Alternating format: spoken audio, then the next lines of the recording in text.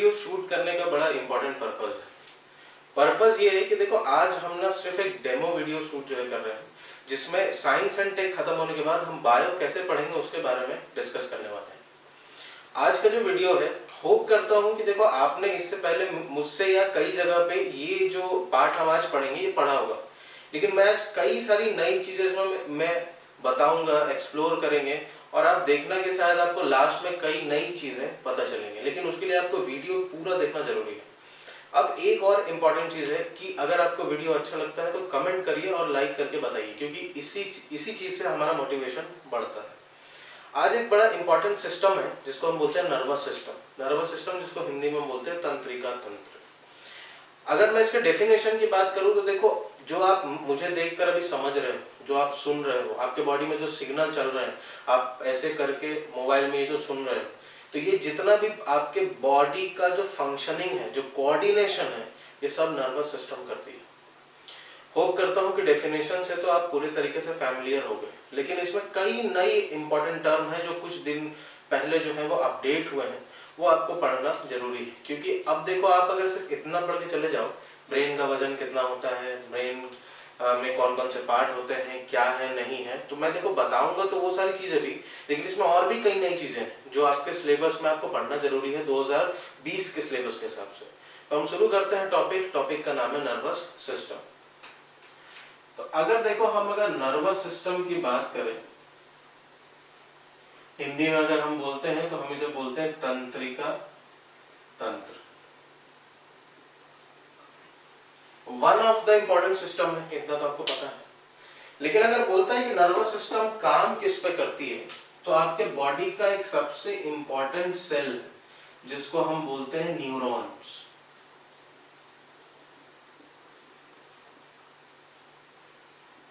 ठीक, अब आपको लगेगा अरे ये तो मेरे को पता है, थोड़ा देर ही देखो, पेशेंस रख के पूरा वीडियो देखो। कई ऐसी चीज आएंगी ना जो आपको लगेगा कि तो सुना भी नहीं मैंने, तो पूरा वीडियो देखो।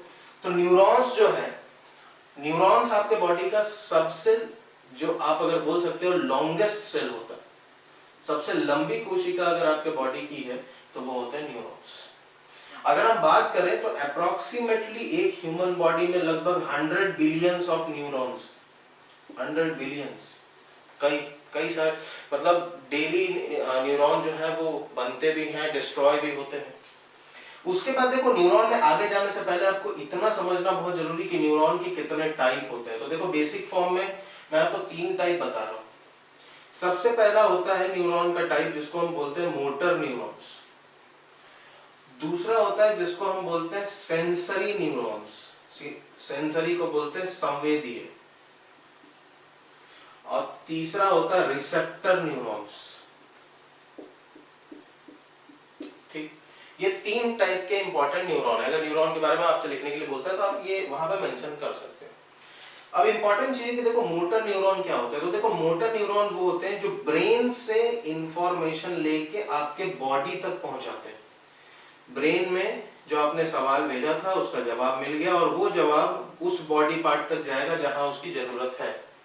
जबकि सेंसरी का काम होता है उल्टा, कि जहां उस बॉडी को सवाल का जवाब चाहिए, कि मैं सपोज करूं कि कोई गर्म चीज पे हाथ रख रहा हूं तो मेरे को रखना है या नहीं रखना है, ये क्वेश्चन मैंने ब्रेन से पूछा, तो ये जो क्वेश्चन जो है वो बॉडी के पार्ट से ब्रेन तक ले जाने का काम जो करती है वो कौन करती है, सेंसरी। जबकि अगर हम रिसेप्टर की बात करें तो रिसेप्टर न्यूरॉन वो होते हैं ना जो कंडीशन के हिसाब से काम जो है करते हैं, जैसे लाइटिंग देख के, उसके बाद स्मेल जो सुगंध है, उसके बाद सपोज करो सेंस की जो संवेदनाएं हैं, इन सबको देख के जो काम करते हैं न्यूरॉन, उनको हम बोलते हैं रिसेप्टर न्यूरॉन। तो ये 3 टाइप के न्यूरॉन होते हैं। अब आइए हम जानते हैं कि न्यूरॉन में क्या क्या पार्ट होते हैं, न्यूरॉन करता कैसे काम है। तो बड़ा जटिल स्ट्रक्चर है, लेकिन इसको अगर हम सिंपल अगर स्कूल के टाइम पे चले तो किस तरीके से डिफाइन करते हैं वो देखिए। डायग्राम आपने जरूर बनाया होगा, कुछ इस टाइप का बड़ा इंपॉर्टेंट एक डायग्राम हम बनाया करते थे अपने स्कूल में।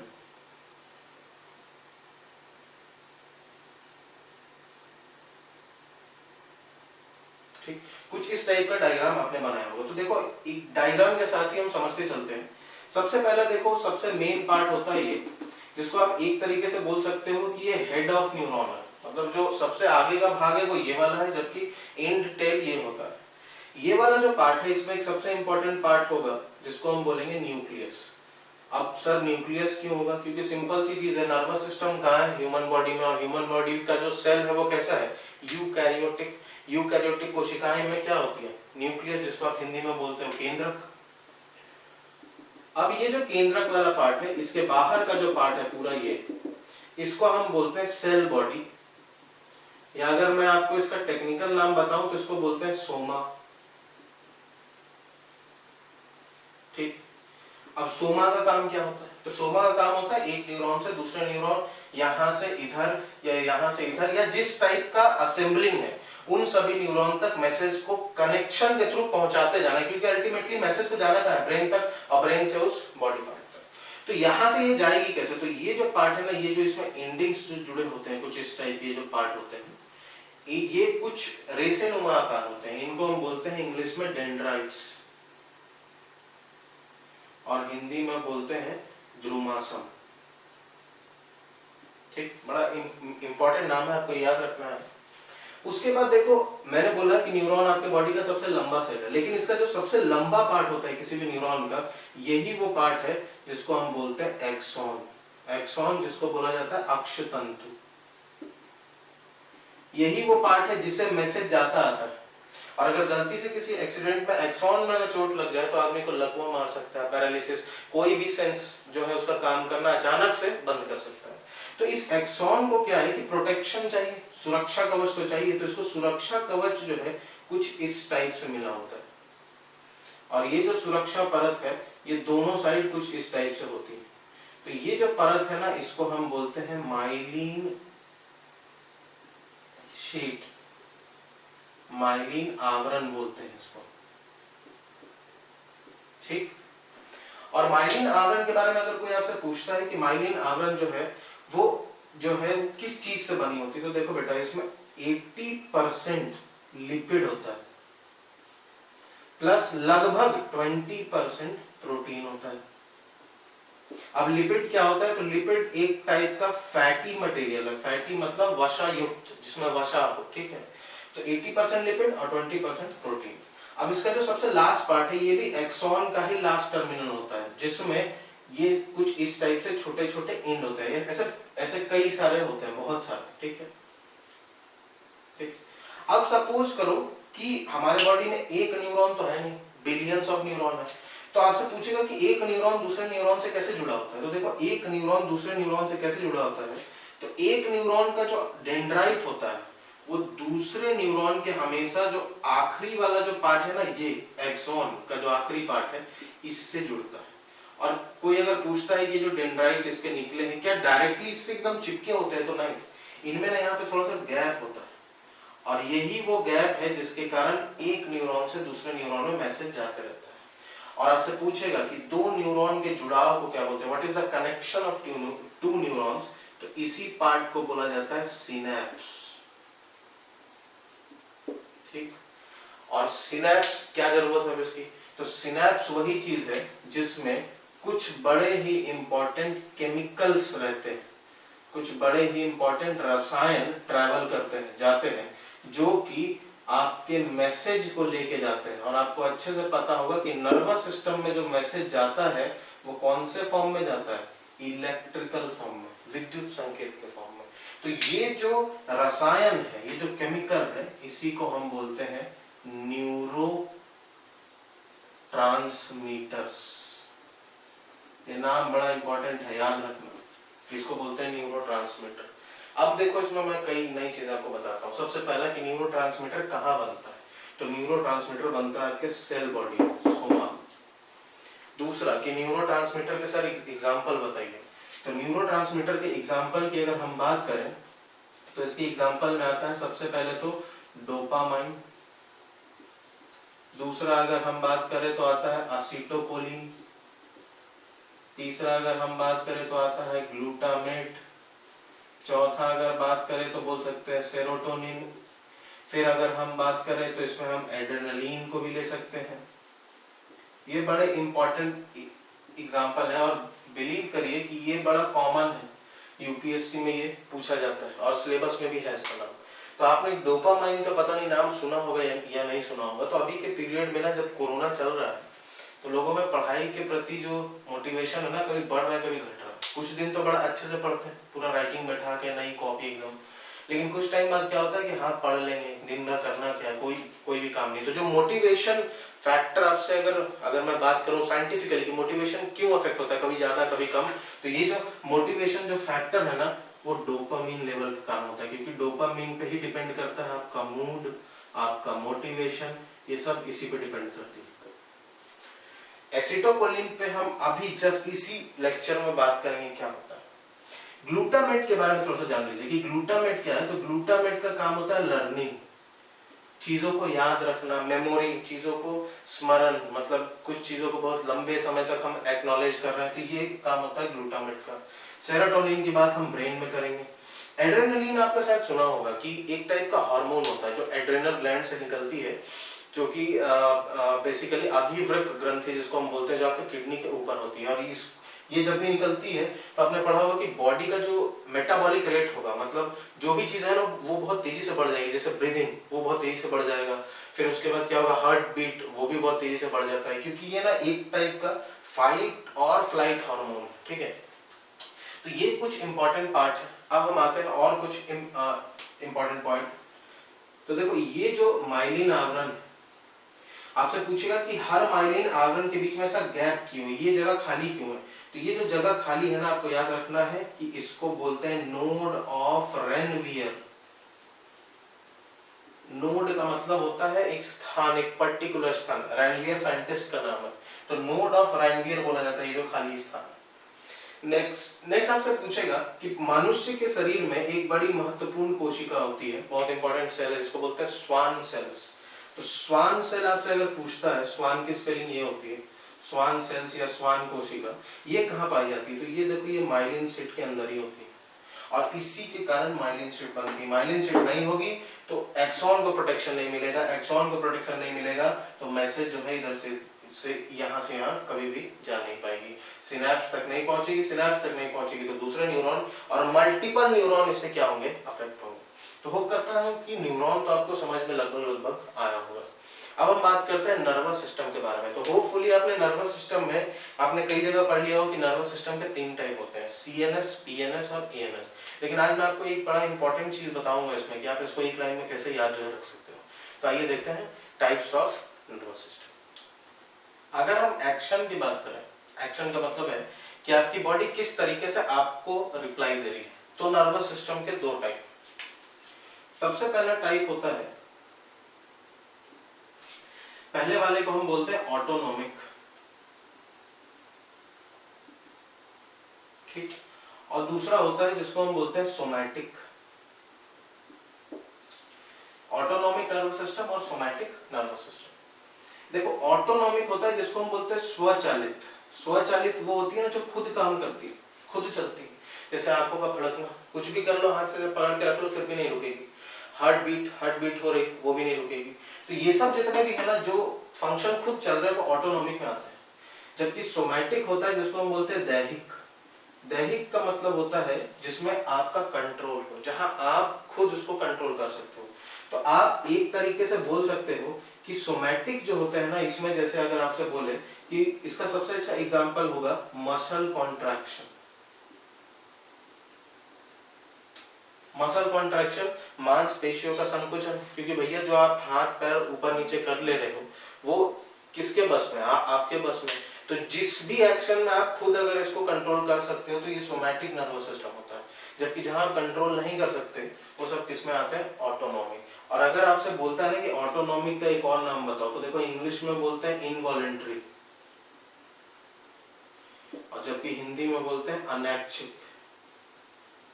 जो अपनी इच्छा के उपरांत हो, मतलब अपनी इच्छा उसमें कभी भी काम ना करे, वो खुद चल रहा है, जैसे चलना भी है चलने दो।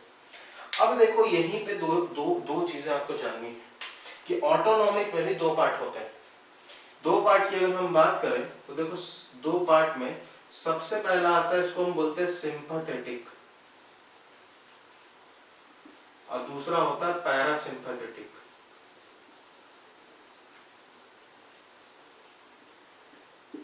ठीक, अब अब बात आती है सर आप क्या जो है बोलना चाह रहे हो, तो एग्जाम्पल बता रहा हूँ कि इनवॉलेंट्री में मैंने बोला था कि आपका रोब नहीं चलेगा, आप कुछ भी नहीं कर पाओगे, जैसे हृदय की धड़कन, हार्ट बीट इसका सबसे अच्छा एग्जाम्पल है ऑटोनॉमिक नर्वस सिस्टम का। तो देखो सिंपैथेटिक इसी का टाइप है ऑटोनॉमिक का। तो सिंपैथेटिक वो होते हैं जो आपके बॉडी में फ्लाइट या फाइट का सिग्नल देते हैं। फ्लाइट या फाइट का मतलब है कि आपके बॉडी को बताएंगे कि भैया लड़ना है, तुमको भागना है, तो उस टाइम पे क्या होगा, बॉडी का जो रेट है ना वो बढ़ते जाएगा बहुत तेजी से, सांस बहुत तेज लेने लगोगे, धड़कन बढ़ जाएगी।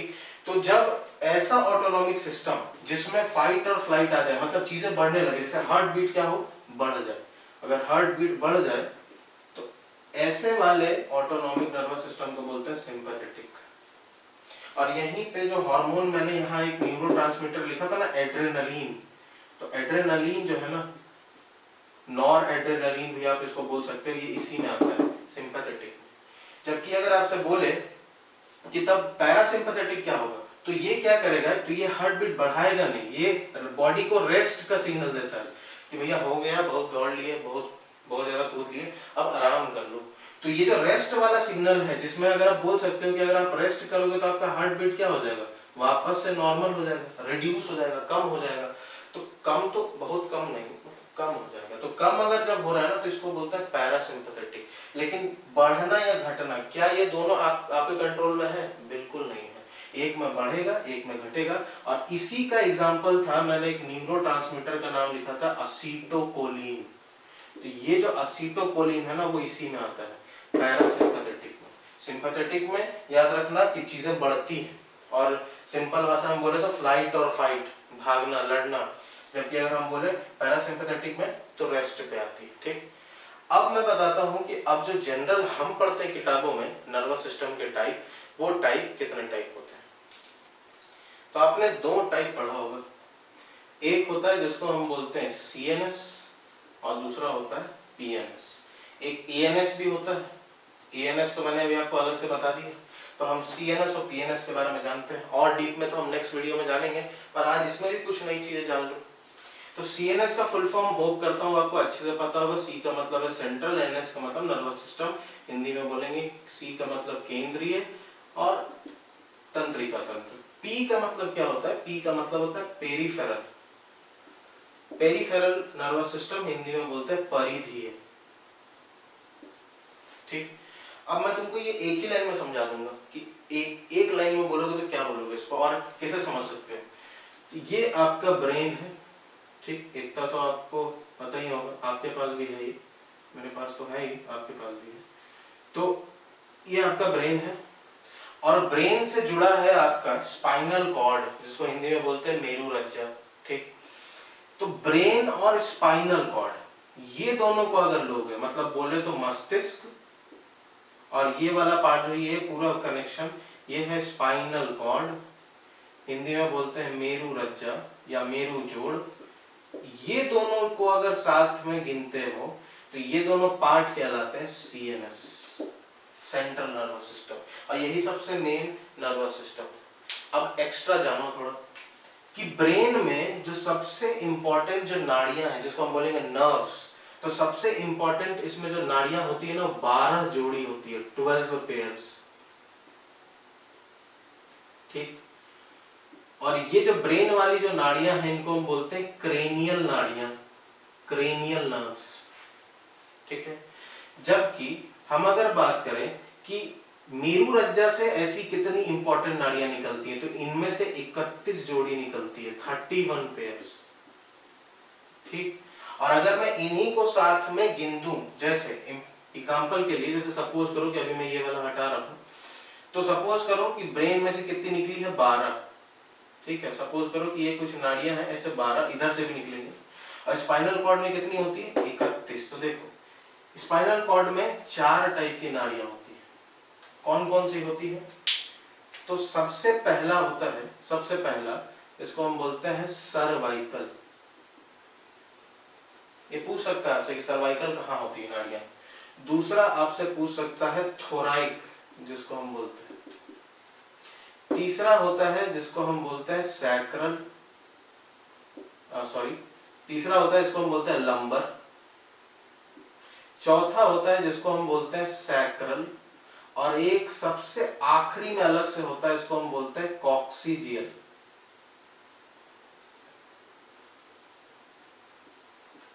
ठीक, सर्वाइकल, थोराइक, लंबर, सैक्रल और कॉक्सीजियल, ये 5 टाइप की नाड़ियां होती हैं, जो यही पांचों मिलके कितनी जोड़ियां बनाती हैं? 31। ये 31 और मस्तिष्क में कितने? 12। तो देखो मस्तिष्क वाले को तो अभी हटा दो, जबकि अगर हम बात करें कि आपसे पूछ देता है कि भैया ये जो मेरुरज्जा है, स्पाइनल कॉर्ड है, इसमें कितनी जोड़ी सर्वाइकल होती है? तो देखो सर्वाइकल होती है C1 से लेकर C8, सर्वाइकल है इसलिए C1 से C8, ऊपर से 8 तक सर्वाइकल होती है। दूसरा थोराइक कितनी होती है? तो थोराइक होती है T1 से T12, मतलब 12 नसें थोराइक कहलाती है। लंबर कितनी? L1 से L5, L क्यों लिया? क्योंकि लंबर है, तो 5। सैक्रल कितनी होती है? S1 से S5, और कॉक्सीजियल सिर्फ एक होता है और इसको हम लिखते हैं CX। हालांकि आपको नोटेशन पे नहीं जाना है कि किसको C बोलते हैं किसको क्या बोलते हैं, आपको तो सिर्फ बस ये याद रखना है कि कौन सी नसें होती है और कितनी संख्या होती है। तो देखो सर्वाइकल में 1 से 8 कितनी हो गई? 8। थोराइक में कितनी हो गई? 1 से 12 मतलब 12। इसमें कितनी हो गई? 5। सैक्रल में कितनी? 5। और इसमें कितनी हो गई? 1। 8 और 12 20, 25, 30 और 31, यही टोटल 31। और कितनी? तो पेयर, जोड़ी, मतलब 31 इधर और 31 इधर। तो यही पूरी जो नसें हैं ये और क्रेनियल नसें, ये इन्हीं दोनों को जब जोड़ते हो इसी को हम क्या बोलते हैं? पीनस। इन्हीं को हम बोलते हैं परिधीय तंत्रिका तंत्र। तो CNS पूछेगा तो आप खाली बताओगे ब्रेन और स्पाइनल कॉर्ड होता है, जबकि अगर PNS बोलेगा तो PNS में आपको याद रखना है कि हम नाड़ियों को गिनते हैं। कितनी नाड़ियां? 12 ब्रेन में से निकलती है, 12 जोड़ी, जिसको हम क्रेनियल नर्व्स बोलते हैं, क्रेनियल नाड़ियां। जबकि अगर हम बोले तो मेरुरज्जा से कितनी निकलती? 31 जोड़ी, 31 पेयर्स। कौन कौन सी? Cervical, thoracic, lumbar, sacral, coccygeal. Cervical 8 होती है, थोराइक 12, ये 5, ये 5 और ये 8 और 12 20, 30 और 31। तो ये मैंने सिर्फ आपको छोटा सा भी बताया है कि नर्वस सिस्टम हम और इसमें क्या पढ़ेंगे। नेक्स्ट पार्ट अगर आपको ये अच्छा लगा तो आप कमेंट करके बताइए, लाइक करके बताइए, और लाइक और कमेंट करिए क्योंकि इसी से मोटिवेशन मिलता है हमको। तो हम नेक्स्ट पार्ट में फिर आएंगे और ब्रेन के बारे में और भी बहुत सारी चीजें जानूंगा। तो होप करता हूँ कि आपको कई सारी नई चीज इसमें पता चली होगी। तो फिर मिलेंगे नेक्स्ट वीडियो में, तब तक के लिए थैंक यू।